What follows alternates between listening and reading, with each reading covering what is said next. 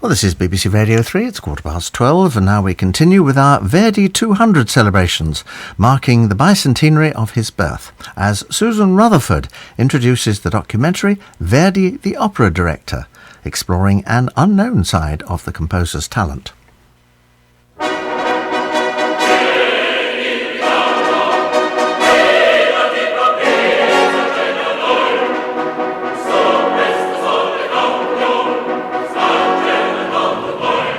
Giuseppe Verdi's operatic career began in the building in front of me in this busy square, La Scala Theatre, Milan. And it ended 54 years and almost 30 operas later at the same theatre, but with a very different soundscape.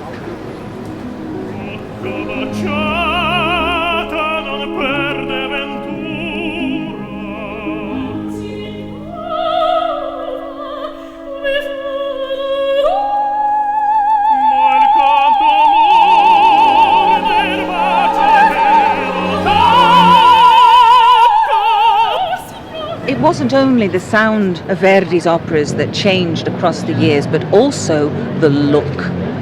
We know that very early on in his career he had a real interest in the staging of his operas, but it was only for his final three operas, Aida, Otello and Falstaff, where he fully assumed the role of stage director. And it was in that journey that he became one of the most powerful and influential figures of the operatic world in Italy in the 19th century. We're going to follow that journey from opera composer to opera director by talking to artists and experts and by looking at some documents and images here in Milan and in two other places that were particularly important to Verdi in his career, Venice and Parma. We're here in this extraordinary palazzo in Milan that houses the Biblioteca Nazionale Braidense. And we've come here to visit the Archivio Storico Ricordi, the archives of the Ricordi publishing house. And Ricordi was Verdi's publisher virtually throughout his career. And I'm here to meet the archivist Maria Pia Ferraris. Questa è la Gazzetta Musicale di Milano, fondata da Ricordi nel 1842. Maria Pia is showing us the published version of the Gazzetta Musicale di Milano, which was established in 1842 by the Ricordi publishing house. And we're looking at a volume published in 1893, which coincides with the premiere of Falstaff. This article includes the only illustration we have of Verdi in rehearsal. And it's a watercolour painted by Hohenstein, who designed the costumes. And it shows us a large room in La Scala with long windows and a grand piano, and around the piano are grouped the singers performing the last scene. In Falstaff they look very serious, they're in their day clothes, and alongside the piano is sat Giuseppe Verdi.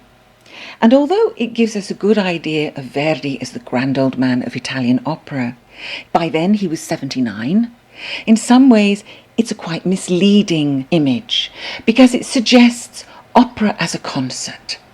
And yet Verdi's contribution to the Italian opera of the 19th century was his vision of opera as theatre.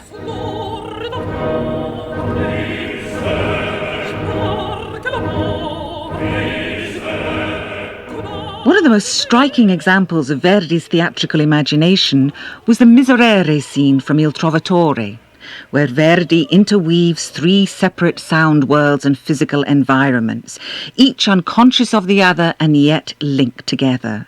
The chanting of the monks as they intone a prayer for the dead, the anguish of Leonora outside the prison where her lover Manrico awaits execution, and Manrico himself in his high tower bidding a last farewell to life and love.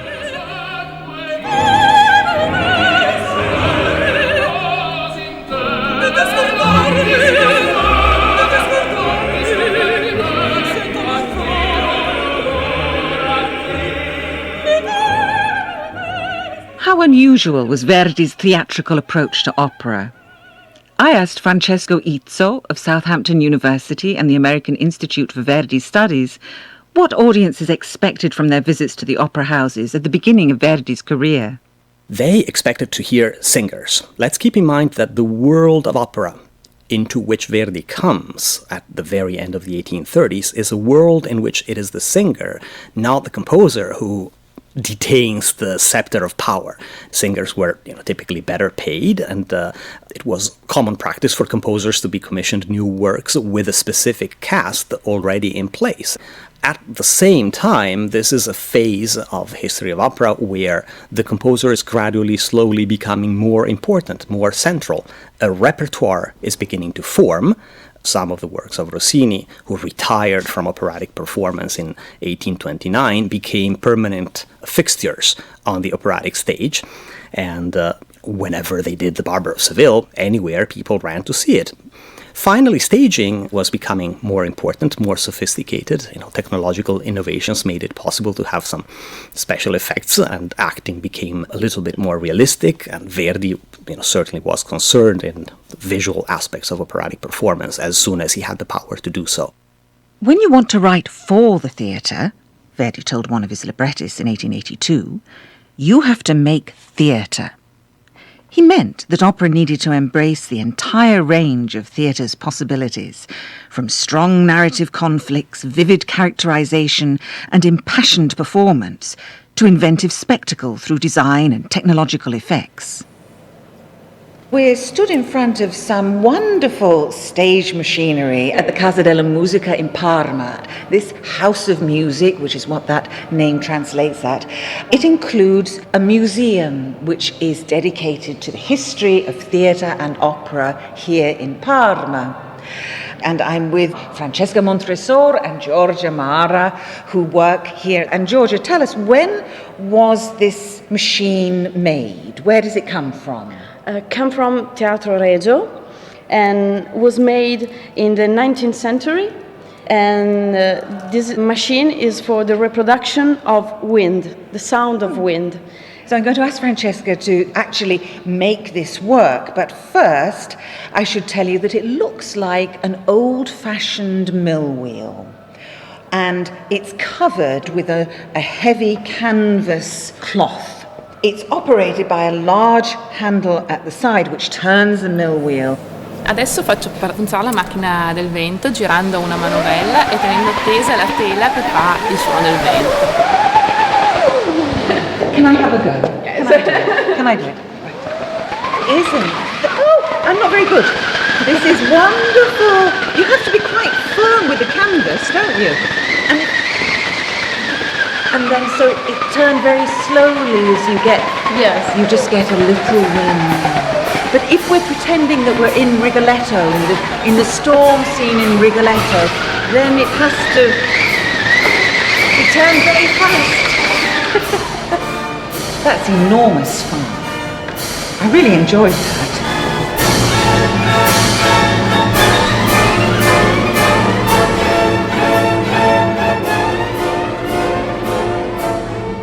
Verdi almost certainly had his first operatic experiences as a spectator in the city of Parma, a few miles from the hamlet where he grew up.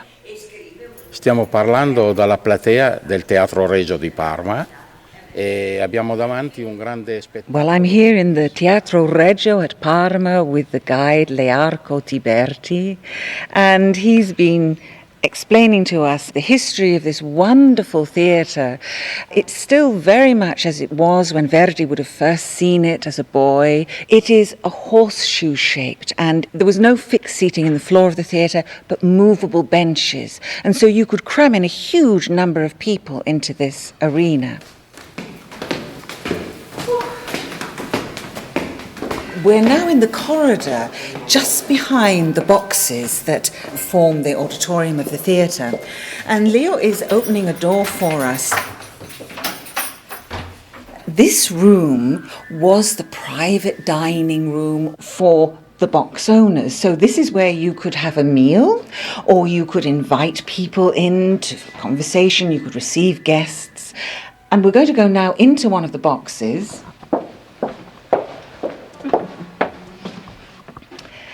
And this is beautiful. We're on the third row of boxes, and there are 3 seats right at the front of the box, and then 2 red velvet sofas up against the wall. So the theatre of this 19th century period was an intensely social occasion. There was lots of movement and conversation, people going from one box to another, people moving on the platea of the theatre where there's hardly any fixed seating. And there's a real sense of hustle and bustle, so different to our very still theatres where everybody sits quietly in their seat gazing at the stage. And I'm telling you all this not simply to give you an idea of what 19th century theatre going was like, but because it actually impacted in a very particular way on the creative processes of composers. Verdi's aim had to be to somehow capture the interest of his audience.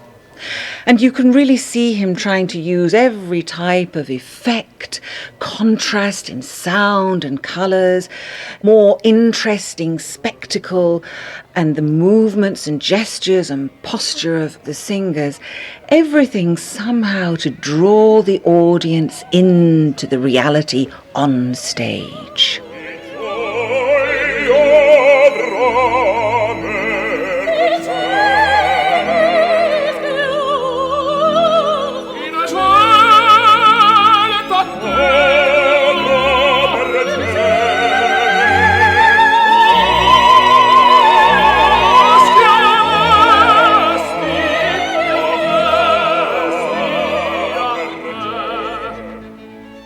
Verdi's Macbeth for Florence in 1847 was a conscious attempt, as he later said, to create a fusion of music and drama. And he engaged actively with both the design as well as the staging of the opera. Marianna Barbieri Nini, the soprano who created Lady Macbeth, recalled Verdi's relentless efforts to obtain the effects he wanted from the singers in that important duet in Act 1.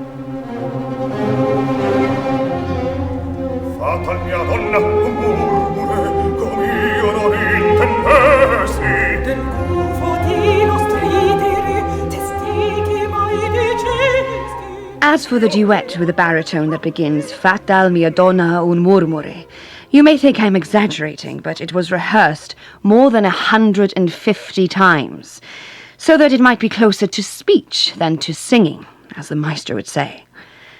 On the evening of the final dress rehearsal, with the theatre full, we were in costume ready, the orchestra in place, the chorus on stage, when Verdi made a sign to me and Varese and called us backstage.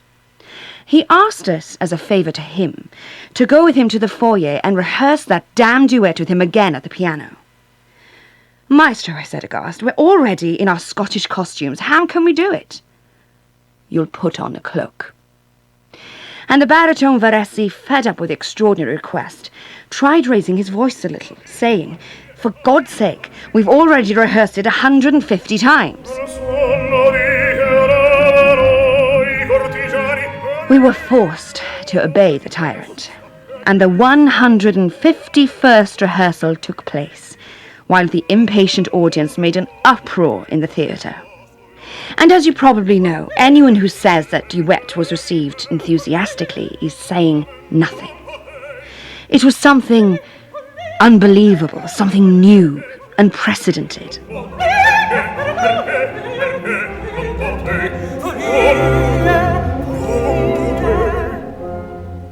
The other number Verdi regarded as vital to the opera's success was Lady Macbeth's sleepwalking scene.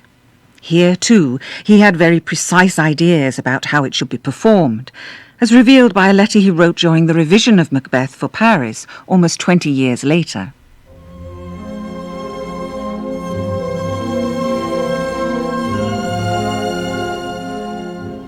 And now for the sleepwalking scene, the most important scene of the opera.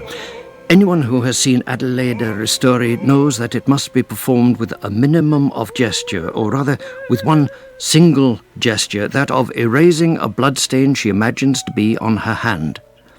Each movement must be slow, and each step should be invisible. Her feet must steal over the ground as if she were a statue or a ghost. Her eyes should be glazed, her appearance corpse-like. She is on the point of death and will die immediately after. Ristori emitted a rattle, a death rattle. This should not and cannot be done in music, just as there should be no cough in the last act of La Traviata and no laughter in the Scherzo ad Follia in Un ballo in maschera. In the sleepwalking scene, a lament from the cor anglais is an excellent substitute for a death rattle and more poetic.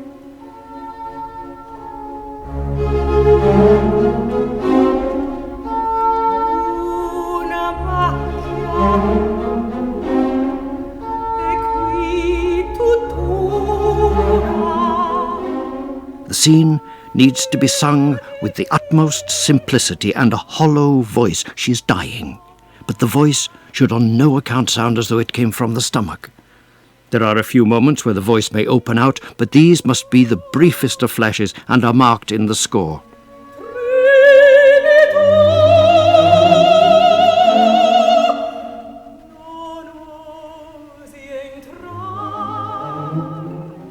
There are other traces of Verdi's increasing attempts to challenge the conventional methods of opera production.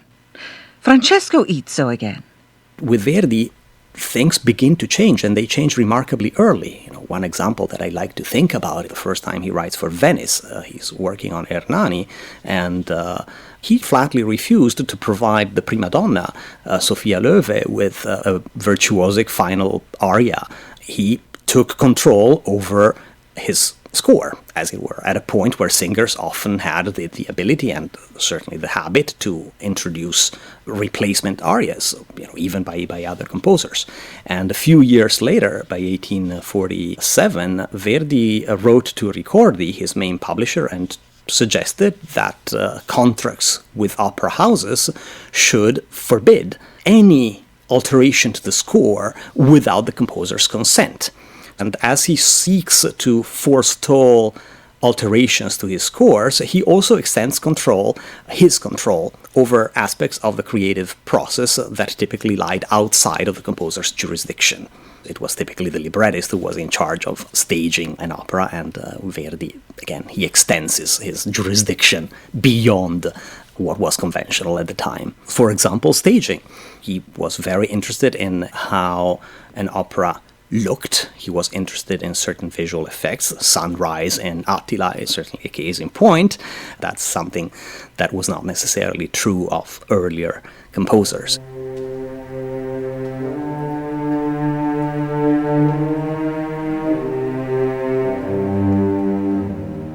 The visual and musical effects of a storm giving way to a sunrise in Verdi's Attila is one of the first documented instances we have of his involvement in opera as spectacle, as I found out when I went to look at the original set designs at the Fondazione Cini in Venice. We're looking now at these original designs by Giuseppe Bertoia that Maria Ida BG has in front of her.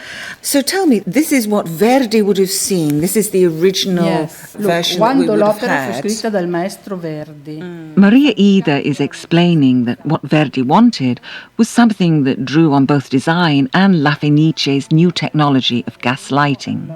Insomma, allo spuntare del sole. The big idea was this, to make this scene not with something painted on the back, but these were little construction, and so on the back you can have like a sky.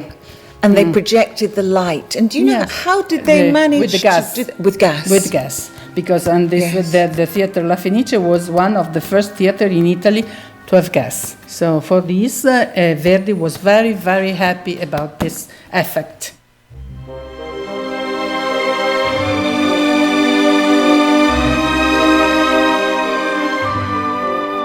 Here you can see that another scenographer, Liverani, he did the same, the copy. So this is the idea that Verdi wanted, so became a model. So this he's really influencing how other theatres are staging his works. Yes. What was special about Bertoia as a designer? Did he do new things? Yes, Giuseppe Bertoia was an important exponent of the Venetian school of stage design. He designed also Rigoletto, and the problem for this opera was to organize two scenes with the double space. That final scene where Gilda and Rigoletto are outside the tavern, listening and looking in on the Duke and Maddalena inside the tavern. Yes. And the idea to build something on stage was by Giuseppe Bertoia, answering to Verdi, obviously, because he wanted the two different situations seen by the public. So this is reputed an innovation in romantic scenography. And then he designed Traviata and the first Simon Boccanegra. So he did 4 opera for Verdi at La Fenice and Theatre. There's a real difference between Attila and La Traviata, isn't there? Because all the scenes for Attila are outside, and all the scenes for La Traviata are inside. But usually what was thought to be good design was when you had a mixture. So they're doing something different. Yes, this is another idea or invention of Verdi, no? To change the convention. For the Traviata, he asked to have all interiors because he wanted to show with the scenography, with the visual part of the show, the psychological problem of the protagonist. So there's a sense of Violetta being enclosed within these walls, and she can't ever quite escape really until she dies. Yes.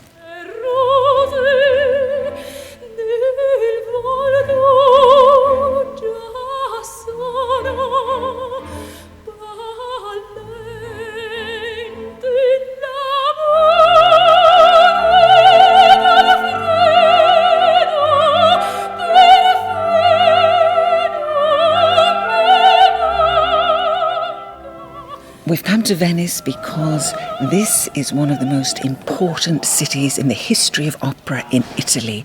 It's here that public opera began in 1637. And I'm standing in the auditorium of the Teatro La Fenice, surrounded by tourists and people coming in to visit the theatre, and there's work going on stage at the same time. And I'm with the superintendent of the theatre, Cristiano Chiarot, to talk about why this theatre was so important in the development of Verdi's career. This theatre, the La Fenice Theatre, was on the first part of Verdi's life his favorite theatre. And he here can expand his new philosophy of the music and the musical theatre. For example, Hernani, the main character, is a bandit. Then Rigoletto is an hunchback, and then La Traviata is a prostitute. the plot is very new from that time. Here in Venice, Verdi found a very open public. Venice was a free republic, a republic that for many years, many intellectual people, many artists, writer, composer, spent part of their life where they found a particular atmosphere that no other cities in Italy can have.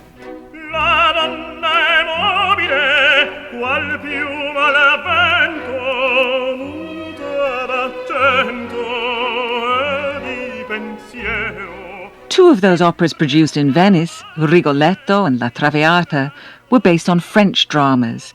And in fact, Paris and its theatres played an important part in developing Verdi's ideas about opera staging.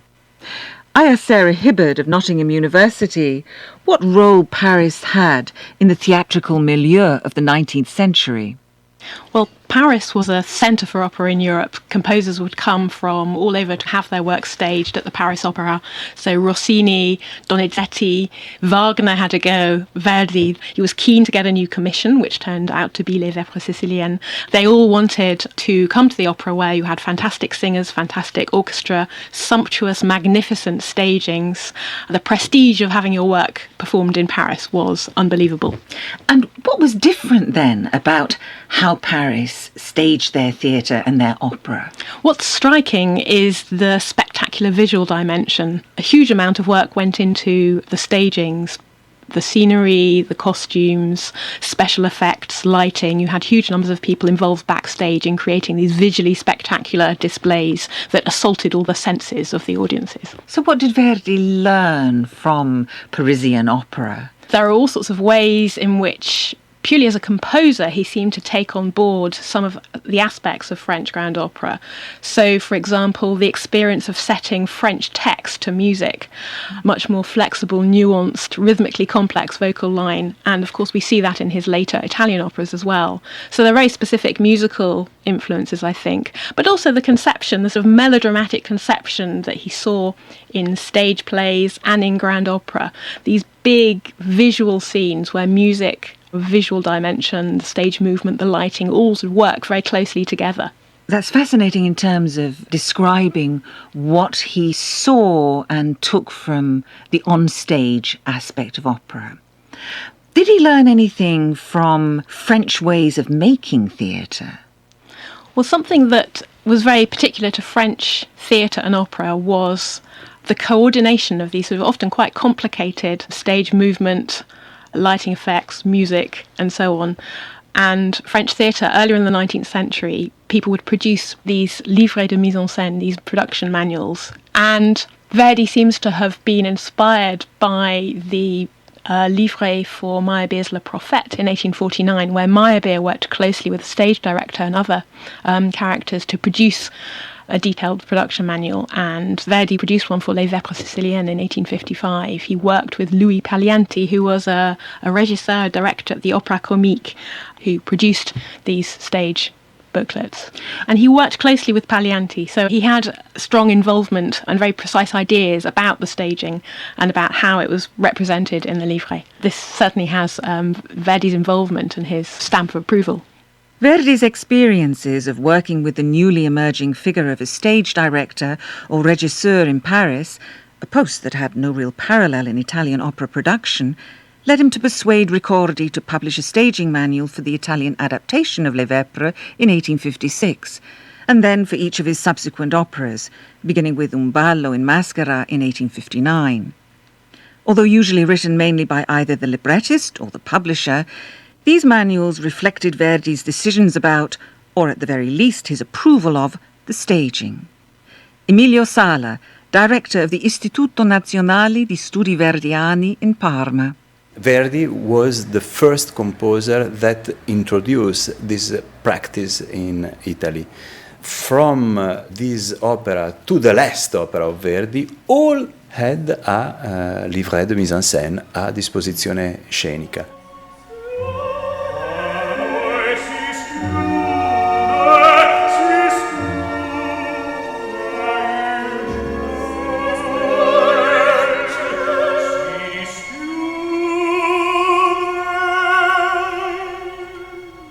We're back in the Archivio Storico Ricordi in Milan with the archivists Maria Pia Ferraris. Prendiamo l'ultima scena molto, molto drammatica. Maria Pia is showing me now a beautiful design of the final scene in Aida. And this is just a gorgeous illustration. It shows us the split stage in the final scene. And the idea for this stage was entirely Verdi's. It was his contribution to the visual effects of this last scene, and it caused Auguste Mariette, the designer in Cairo, a great deal of trouble. Mariette writes at one point that he's had to stay up until 3 o'clock in the morning trying to solve the sight lines that were created by this stage with a cavern below and Amneris above.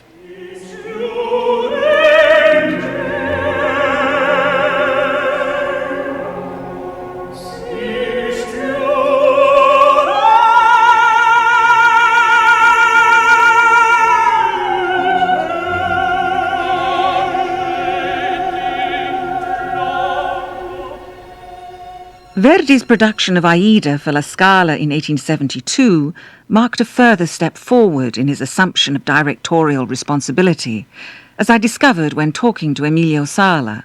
The disposizione scenica of Aida is a very important Italian mise en scène with so many stage directions that lacks in the score or in the libretto.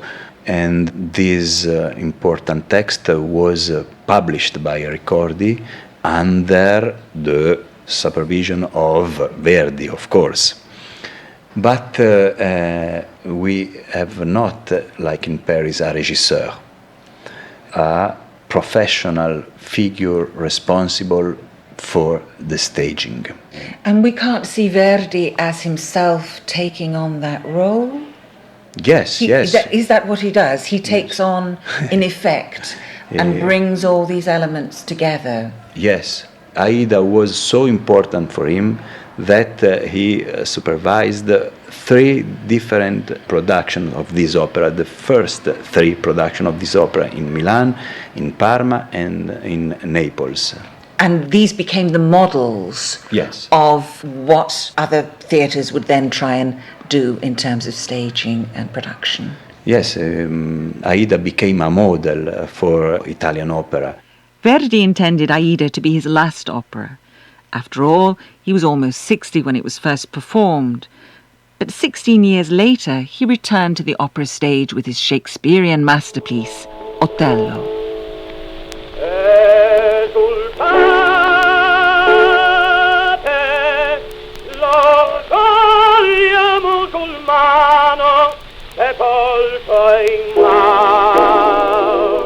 We're here at the Museo Teatrale alla Scala, which is the museum attached to La Scala Theatre here in Milan. And we're surrounded by an extraordinary range of paintings, illustrations, objets d'art, this marvelous bust of Francesco Tamagno, who created the first Otello in 1887 here at the theatre. And I'm sat in this amazing room with Andreas Giger from the Louisiana State University. And Andreas has written a lot about Verdi's staging of his operas, particularly Otello, and Verdi's use of these disposizioni sceniche, or staging manuals.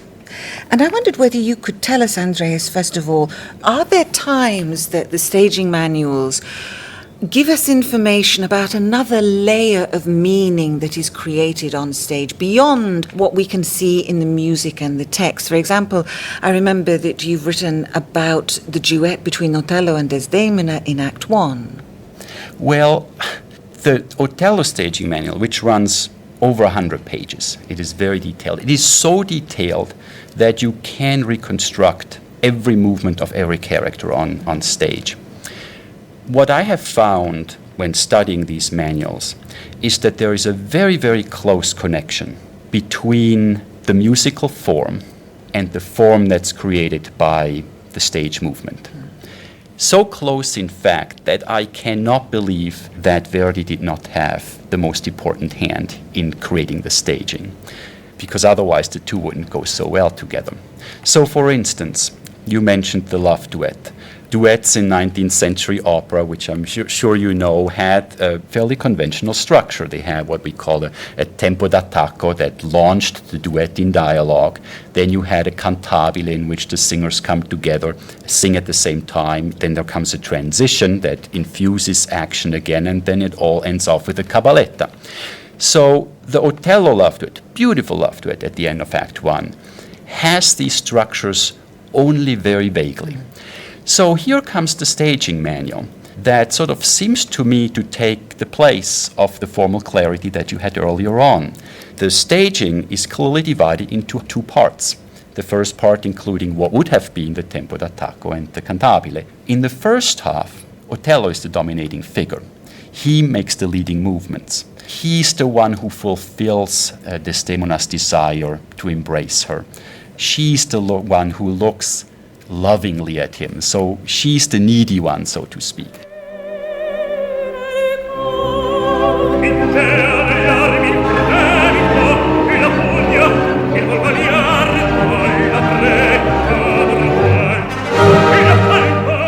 In the second half of the duet, which would include the tempo di mezzo and the cabaletta, it's the other way around. Otello nearly faints. He's the weak one. He's gazing lovingly at Desdemona. She has to support him because he's too weak. So it's as if the staging manual is supplementing some of the formal clarity that used to be in these love duets, but now no longer isn't.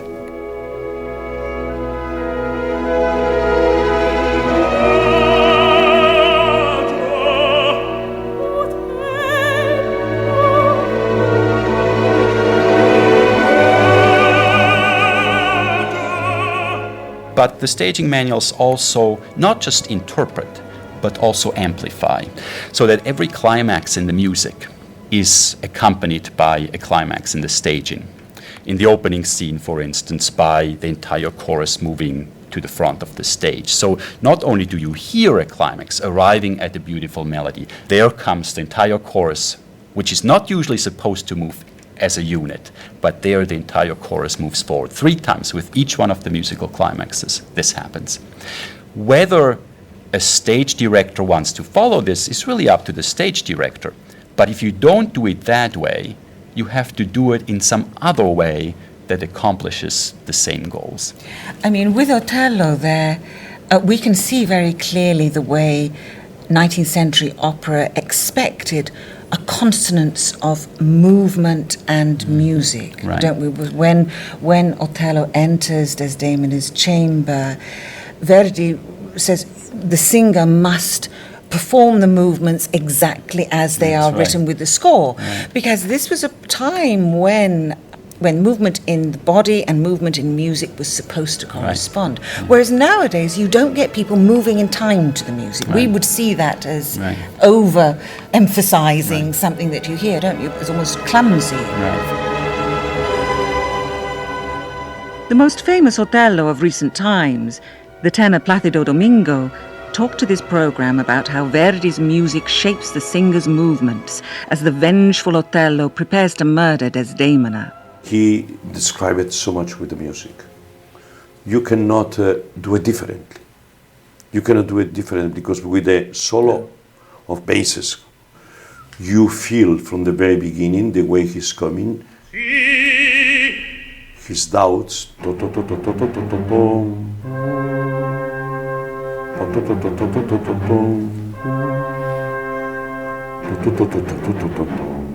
you know, his ways, his description, how he should come in and everything is exactly what he wrote with the music, so it cannot be different. So nobody can stage it differently. That's it. Or is it? How useful are Verdi's staging manuals for modern opera directors?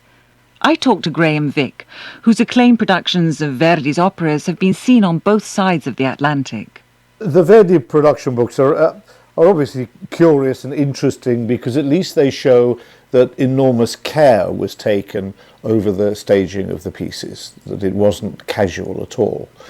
On the other hand, they're of limited value now, partly because of taste, frankly. I mean, if you look at the first act of Otello, the sea is at the back of the stage and the boat arrives at the back of the stage and the storm is at the back of the stage. I assume all the chorus were facing the front when they sang about the sea and the storm and the tempest.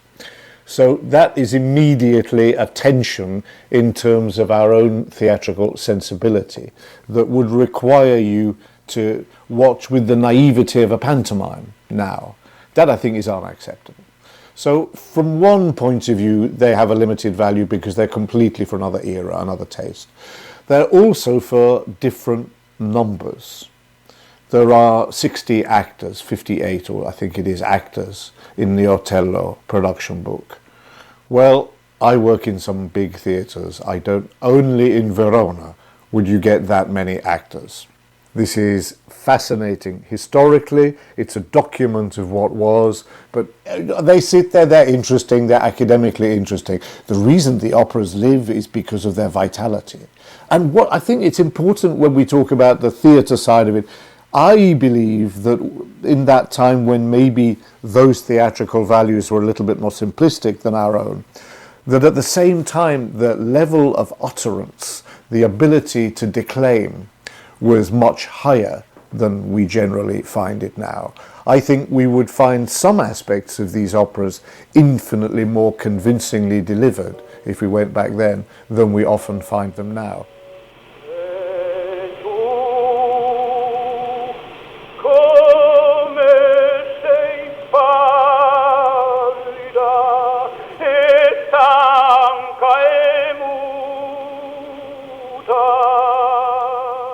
I think Verdi's real obsession from very early on was about recitation, was about utterance, the art of declamation, all those rehearsals they did for Macbeth in the Pergola in Florence, all the legendary hundreds of hours at the piano, including with an audience waiting in the theatre. They were in the foyer with him at the piano. How to create the ugliness, the suffocated sounds, the cries, the four pianos, the incredible silence that he wanted. It's a completely new soundscape that he was trying to do. That's actually where his theatre and his obsession lay. What he does want from the words and from the theatrical situation is vitality, fire, directness, clarity. Not narrative clarity, but the narrative is to create a series of powerful standoffs, you might say. Supervising the productions of his operas and developing those performances of fire and vitality gave Verdi control over every aspect of the creative process from the first note of composition to the last fall of the curtain, and allowed him to explore his ideas of opera as theatre to the full. It was, as he told a friend shortly after the premiere of Otello, an intense and often exhilarating experience. How sad to have finished it. Until now, from the moment I awoke, I was conjuring up the loves, angers, jealousies, and intrigues of my characters. I would say to myself, today I have that scene to write. And if things didn't go my way, I armed myself for battle, sure of victory. And then, when that work was done, there remained the rehearsals, the uncertainties, the task of communicating clearly my thoughts to the actors, of making them move on stage as I wished, the good ideas for staging suggested to me by the dramatic situation, and I would return home from the theatre still stirred up by the splendid theatrical life, happy with the goals I'd achieved, thinking about those I intended to complete the next day, and I was feeling neither tiredness nor my years.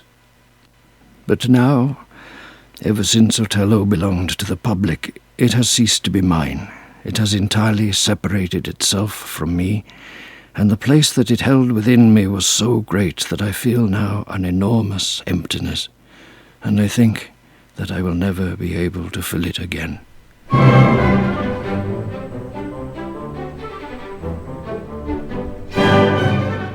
Yet there was one more opera still left in Verdi's career, Falstaff.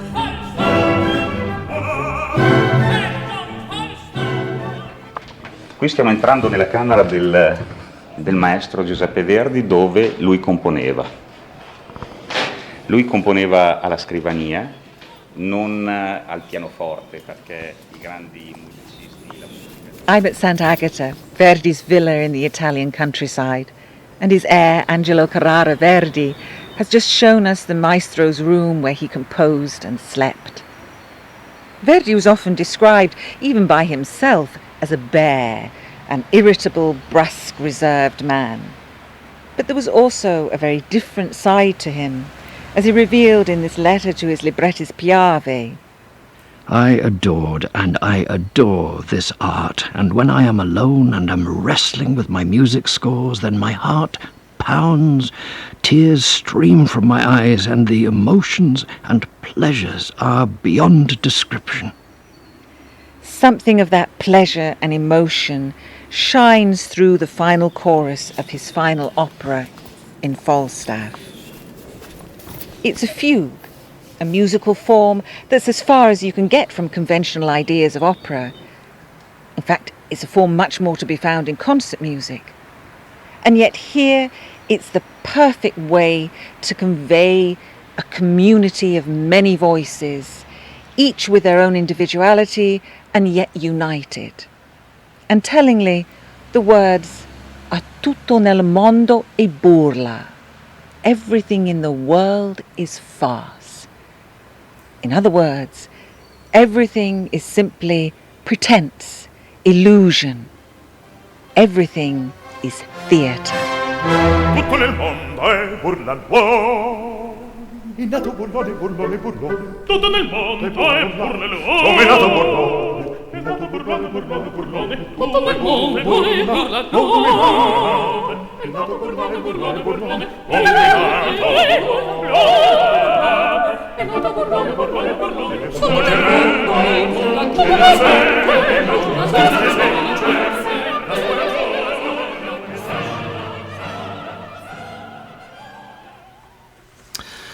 was our Saturday documentary, Verdi the Opera Director, presented by Susan Rutherford as part of our Verdi 200 celebrations. The producer was Juan Carlos Jaramillo, and you can listen again to that feature via the Radio 3 iPlayer. And you can also go to the Verdi 200 website to see the Verdi 200 blog, where you'll find photographs relating to the programme.